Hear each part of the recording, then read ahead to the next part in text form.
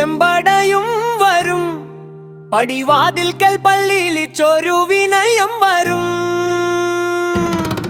പാലം വരും, പണമൊഴുകും, പാലൊഴുകും നാട്ടിൽ എന്നു കേട്ടു കേട്ടു നമ്മൾ തഴമ്പിച്ചു പോയി. അരങ്ങു കൊഴുക്കുന്നു, ആളെ കൂട്ടുന്നു, 5 വർഷത്തിൻ അംഗം തുടങ്ങുന്നു. വിരലിലെ മഷിയല്ല ബോധമാണ് വേണ്ടത്. നാടിന്റെ ഭാവി നീ നമ്മൾ എഴുതണം.